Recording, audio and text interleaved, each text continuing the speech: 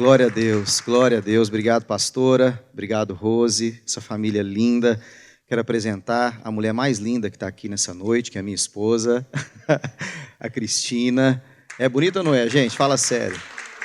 Deus teve misericórdia de mim, né? E os meus filhos ali, a Ana Beatriz, a menina mais linda que está aqui. Aí. E o menino mais lindo, o André, também, meu filho, que está ali. Vocês viram que a Rose já adotou, né? Vieram com a gente, nem quiseram sentar aqui na frente com a gente, já quiseram ficar lá sentado, lá atrás com a Rose.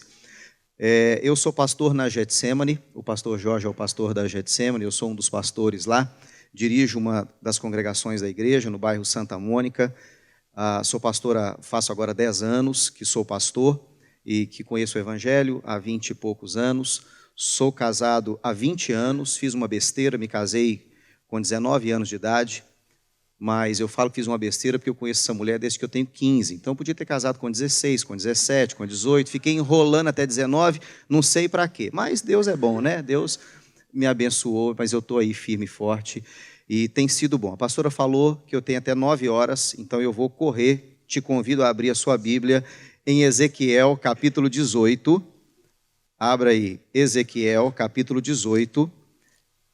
Eu ia ministrar um hino, mas talvez no final, se eu correr bastante, eu ministro. Não, mas vamos ver, vamos tentar manter o horário, né, para os irmãos. Eu sei que as crianças têm que acordar cedo amanhã. Não, vamos tentar ficar aqui no que a igreja, né, tem o hábito de fazer. É um prazer para mim estar aqui, viu, de verdade. E como a pastora disse, eu não vou fazer muitas introduções, muitos rodeios. Eu já vou entrar com o pé da medalhinha para cima. Então, abra sua Bíblia aí em Ezequiel 18. E na minha Bíblia está escrito assim, antes de começar o versículo 1, o título desse texto, na minha Bíblia está escrito, a responsabilidade é pessoal. E isso já era razão para nós pregarmos aqui, só esse preâmbulo do texto que ainda vai ser lido. A responsabilidade é pessoal. E aí começa o texto dizendo, veio a mim a palavra do Senhor dizendo, que tendes vós que acerca da casa de Israel proferis esse provérbio dizendo, os pais comeram uvas verdes e os dentes dos filhos é que se embotam? Tão certo como eu vivo, diz o Senhor Deus, jamais direis esse provérbio em Israel. Eis que todas as almas são minhas, como a alma do pai, também a alma do filho é minha. E a alma que pecar, essa morrerá. Quero orar mais uma vez, você pode fechar os seus olhos. Pai Santo, obrigado por essa linda oportunidade de estarmos aqui, conhecendo mais uma parte do corpo de Cristo e honrando, glorificando o Teu nome. Que eu diminua, que o Senhor cresça, que eu esteja, Deus, atrás da cruz, porque a cruz aqui é o mais importante, Jesus aqui é o mais importante. Louvado seja o nome do Senhor. Obrigado, Senhor Deus, porque o corpo de Cristo é um só, a igreja do Senhor é uma só. E onde quer que eu vá, todo lugar que eu vou, eu me sinto acolhido, me sinto em casa, porque eu estou no meio dos meus irmãos. Obrigado que lá no céu vai ser melhor ainda, Senhor.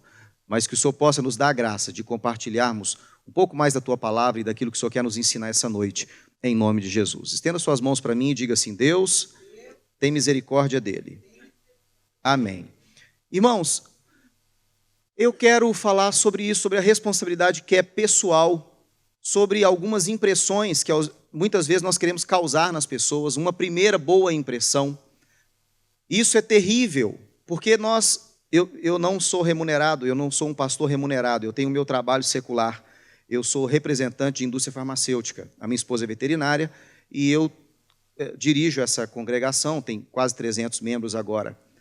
A nossa igreja tem quase 40 mil membros, mas a congregação que eu dirijo, no bairro Santa Mônica, tem quase 300 membros. Estou dirigindo lá há 5 anos. E pelo fato de ter o meu trabalho, eu visito médicos, faço propaganda de medicamento. E lá no Brasil, essa é uma profissão razoável, uma profissão boa. Então, eu preciso lidar com pessoas de alto nível, preciso lidar com médicos o tempo todo. Os representantes, as pessoas com quem eu lido, meu network, né, as pessoas que eu convivo com elas, meus amigos de trabalho, são pessoas que a gente, vez por outra, quer sempre causar uma boa impressão quando conhece um gerente, conhece alguém. Nas reuniões que nós vamos, sempre tem isso.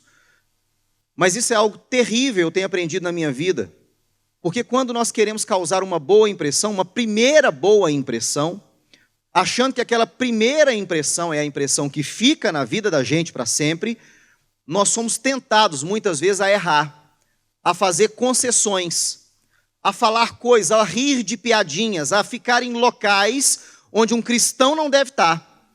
E eu tenho aprendido isso na minha vida cada dia mais. Eu não sei vocês aqui na América, mas causar uma boa impressão aqui também deve ser importante, não é?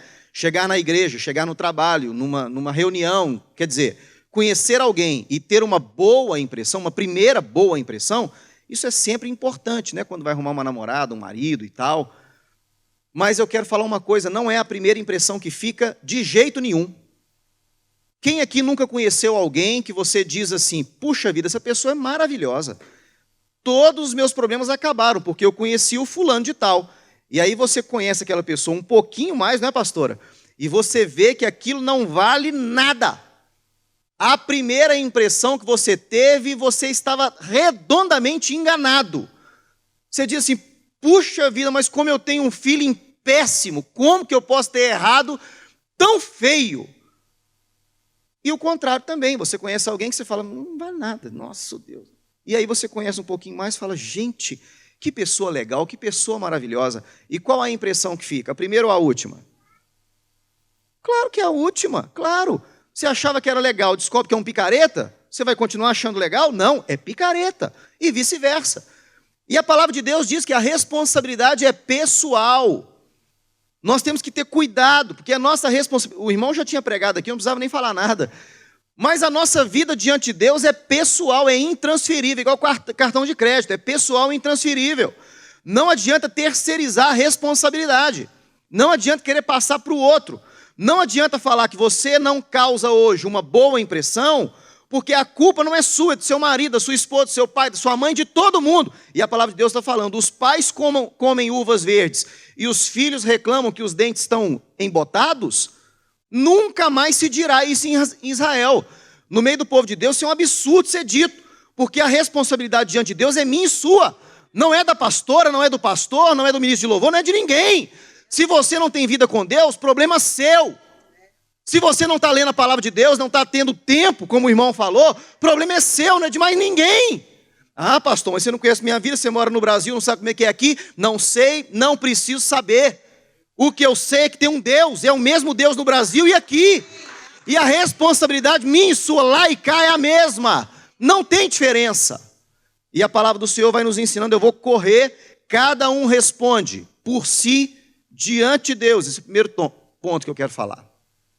O segundo ponto é que uma pessoa muito boa pode ter infelicidade de ter um filho muito ruim ou de viver com alguém que não vale nada.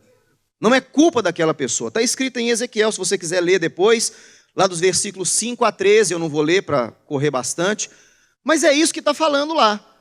Um homem bom, justo, que cumpre a lei, que honra ao Senhor, que não pega o penhor, mas devolve depois de receber a dívida, essa pessoa pode gerar um filho mau. Você que é um homem bom, pode ter talvez ao seu lado uma pessoa má. Mas a culpa não pode ser sua. A culpa do erro do filho não pode ser do pai. Se o filho errou, nós não podemos julgar o pai pelo erro do filho. Porque o pai insistiu, tentou, levou na escola bíblica e trouxe à igreja e falou, ensinou no caminho. Por algum motivo aquele menino não quis. E aí o pai vai andar carregando o peso do erro do filho. Quero te falar, irmão, se liberte disso.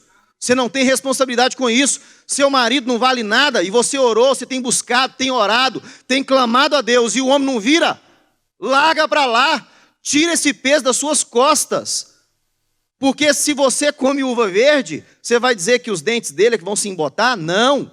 Está escrito aí, depois você lê de 5 a 13, Ezequiel 18. E o contrário é verdadeiro, alguém muito mau, um homem muito mau, esse mesmo homem mau pode gerar um filho justo. Só que aí muitas vezes a igreja quer julgar a pessoa pelo antecedente dela, pelo pai dela. A pessoa chega na igreja e fala, ih, mas é filho de fulano. Não vale muita coisa não. Não, o pai não valia, fulano vale. Lá na sua família talvez tenha alguém que você conviveu, seu pai ou sua mãe, quem sabe. Meu pai, ele tinha um problema antes de aceitar Jesus, de alcoolismo, ele era terrível. Brigava, era uma confusão, saía com facão na rua, era um trem de doido. E aí as pessoas olhavam para mim e falavam, filho do senhor Irineu. Terrível isso. E nós dentro da igreja temos que ter cuidado com isso. Não podemos rotular as pessoas, porque um homem mau pode ter um filho bom, assim como um homem bom pode ter um filho mau. E a responsabilidade não é nem do filho, nem do pai, é de quem cometeu o ato. Amém ou misericórdia? Vocês estão me entendendo? Eu estou correndo muito? Estou, né? Mas é para correr mesmo. E outra coisa que eu quero falar, de 21 a 23 eu quero ler, de 21 a 23, Ezequiel 18 diz, mas se o perverso se converter de todos os pecados que cometeu e guardar os meus estatutos e fizer o que é reto e justo, certamente viverá e não será morto. De todas as transgressões que cometeu não haverá lembrança contra ele, pela justiça que praticou viverá. Acaso tenho eu prazer na morte do perverso, diz o Senhor? Não desejo eu antes que ele se converta dos seus caminhos e viva, diz o Senhor. Quero contar um testemunho, já que aqui é noite de testemunho. Eu contei isso, eu não tenho orgulho nenhum de falar isso, mas já pedi perdão a Deus, Ele já me perdoou e eu já estou livre disso. Os irmãos devem se lembrar de um assassinato que aconteceu há muitos anos atrás. O Guilherme de Pádua, um ator lá no Brasil, matou a Daniela Pérez com uma tesoura, né? Não sei se todos se lembram, muitos anos atrás. E o que aconteceu com o Guilherme de Pádua? Ele se converteu. E a Bíblia está falando que se o perverso se converter, não está falando de ladrão de galinha, não, está falando do perverso, está falando da pessoa ruim, está falando de gente como o Guilherme de Pádua e eu, gente que não vale nada. Se o perverso se converter, e aí o Guilherme de Pádua tinha convertido. E aí eu e a Cristina estávamos na igreja e entrou o Guilherme de Pádua lá. Estava em liberdade condicional, por bom comportamento, e aí ele apareceu lá, ator da Rede Globo, com um sobretudo preto, grandão, porque, né, ator, não tinha perdido os trejeitos de ator, e chegou com aquele sobretudão andando assim, tal, quase flutuando na igreja. Aí eu segurei a Cristina e falei com ela assim, fica tranquila, amor, que você ele não fura, não. E na hora a gente deu risada, assim como os irmãos fizeram, porque é engraçado. Só que ele tinha se convertido. E quantas vezes nós fazemos isso dentro da igreja? Não acreditamos que a pessoa se converteu, ou não acreditamos que ela possa se converter. Achamos que ela vem para a igreja por conveniência, para fazer network. Aqui na América eu acho que isso é muito comum, né? A pessoa vem para a igreja para conseguir trabalho mais fácil, para conseguir o reconhecimento de alguém, para fazer uma amizade com alguém, e aquele alguém arrumar um trabalho melhor para ela, um lugar para ela melhor, um aluguel, sem muito fiador, sem muita confusão, tirar uma carteira de motorista, que é tão complicado aqui, né? Essas coisas, e aí nós não cremos que o perverso de fato se converteu. E nós como igreja temos que ter cuidado com isso. Muito cuidado com isso, porque o perverso se converte. Eu me converti, a maioria dos que estão aqui se converteram. Deus fez um milagre na nossa vida. Por que ele não pode fazer na vida do outro? Toma cuidado, irmão. Toma cuidado, irmã. Eu sei que a palavra de Deus tem sido pregada aqui, mas Deus me trouxe aqui essa noite para te falar que a responsabilidade é de cada um. Nós não temos que apontar o dedo para ninguém. Nós não temos que fazer isso. Nós temos que adorar a Deus, buscar o Senhor e saber que não é a primeira impressão que fica. Não é aquela que o Guilherme de Pádua furando a Daniela Pérez. Não, é ele agora, um homem de Deus, um servo do Senhor e um pastor que ministra a palavra. E vidas têm sido transformadas através da transformação que Deus fez na vida dele. Não é aquela primeira impressão que fica, é a última que tem que ficar.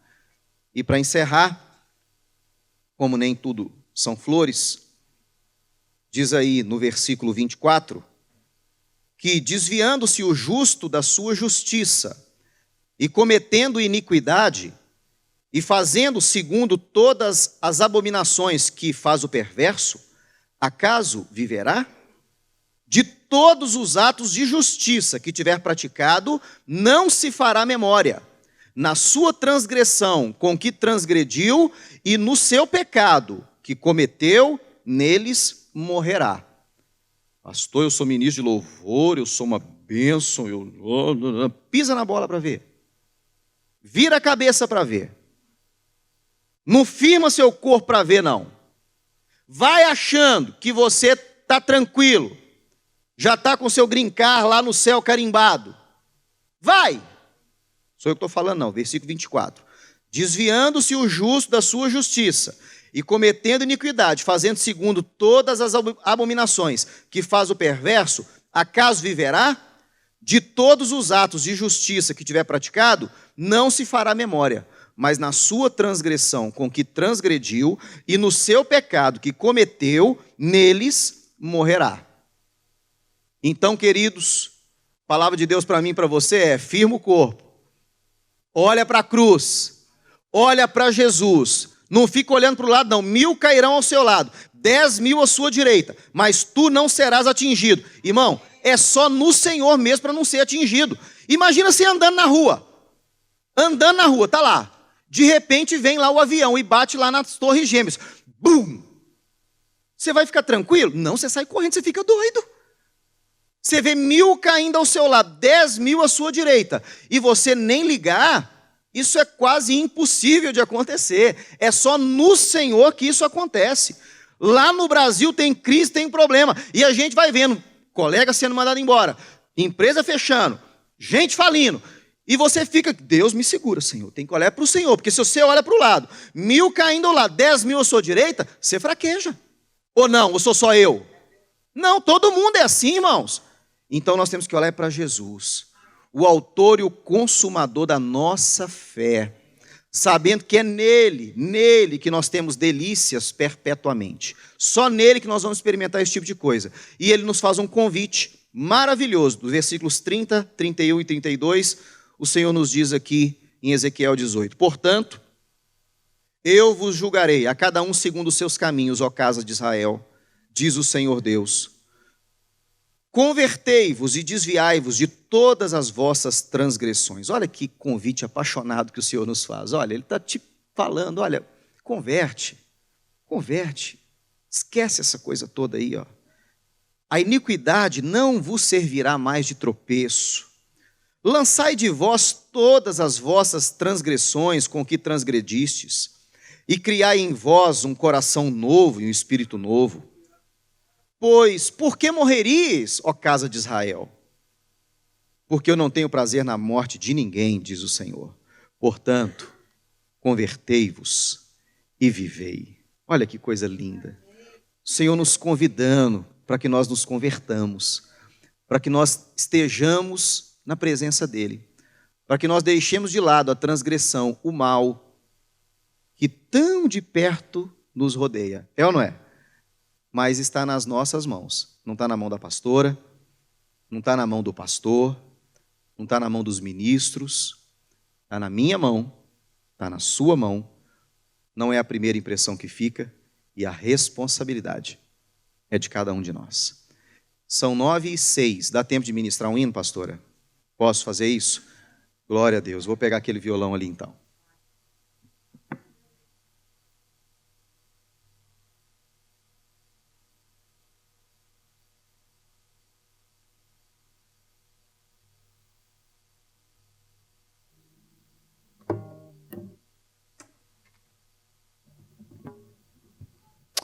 Se você puder ficar em pé, se você conhecer esse hino, você cante junto, mas se você não conhecer, adore a Deus aí, porque é para isso que nós estamos aqui, amém? Vem e toma o teu lugar, tens minha vida como altar.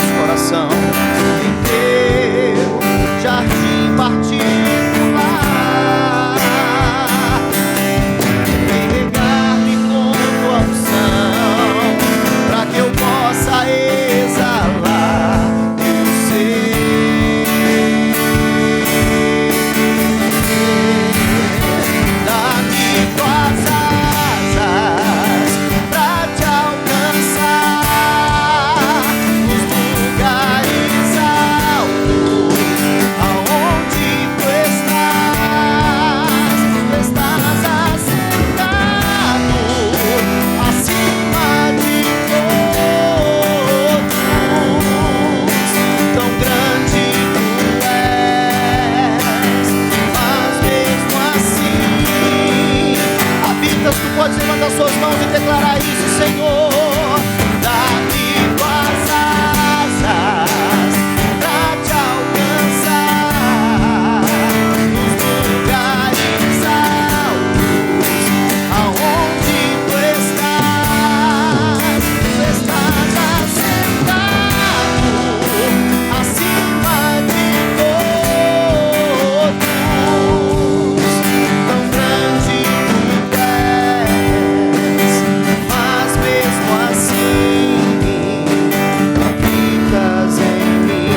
Diga: tão grande tu és, mas mesmo assim habitas em mim.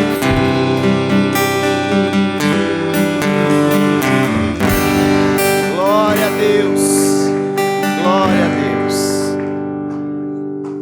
Aleluia. Glória a Deus. Ainda fica aí de pé mais um pouquinho. Vou aproveitar mais um pouquinho o pastor para ele poder estar orando por nós. E aquilo que Deus colocar no seu coração, se tiver algum apelo que você queira fazer, sentir no meu coração de falar isso para você.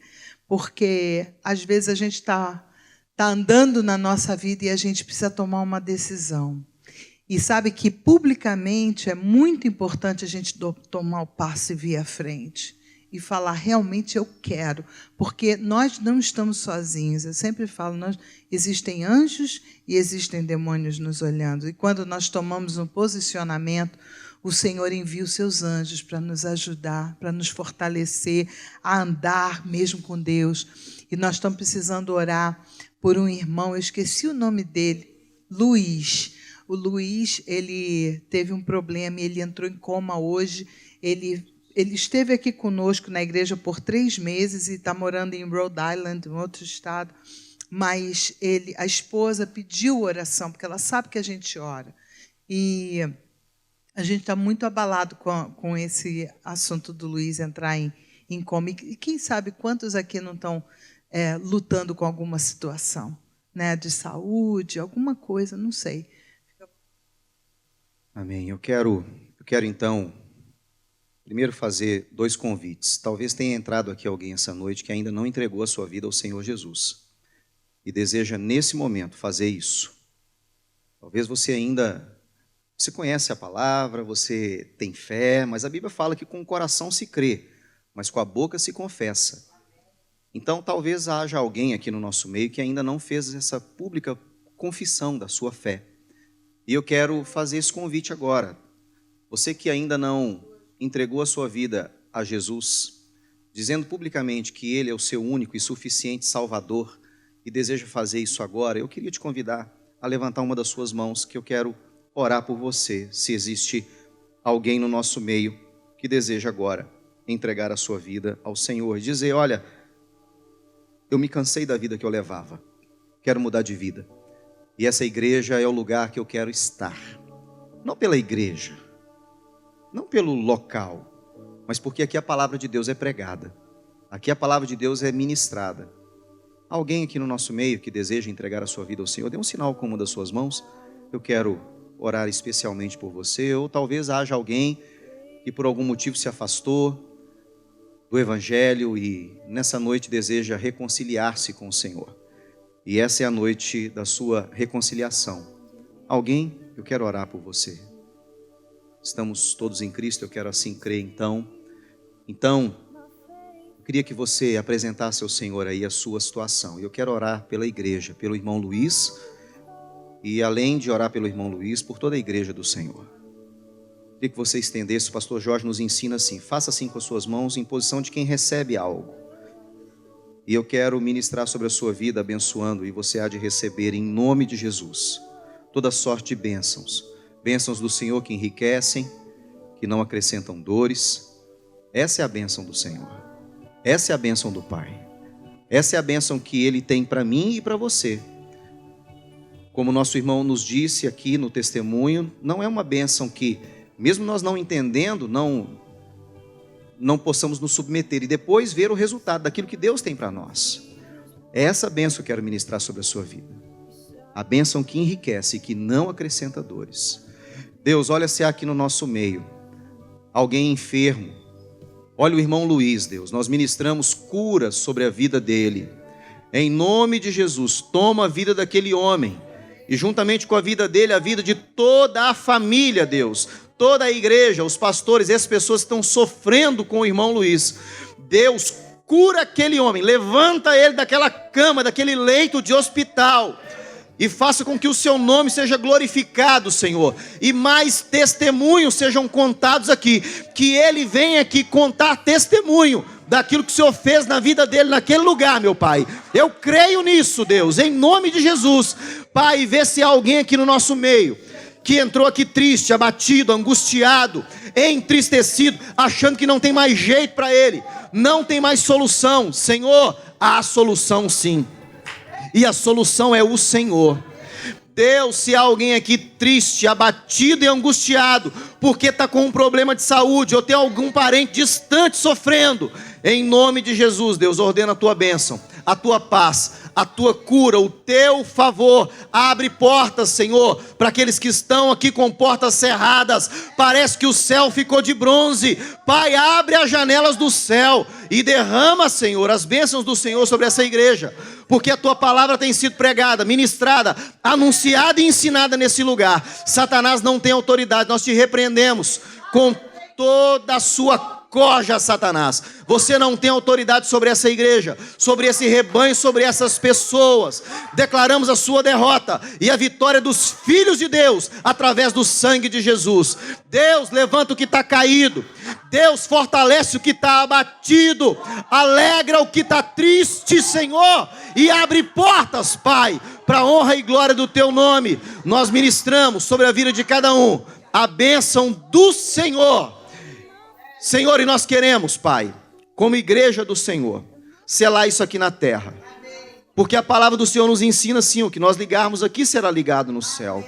Então nós, como igreja do Senhor, declaramos assim, diga comigo: Senhor Deus, eu tomo posse daquilo que o Senhor na cruz conquistou para mim. É direito meu, é herança minha, e eu quero aquilo que é meu. Em nome de Jesus, diga amém se você crê. E se você puder, dê um aplauso para o Senhor.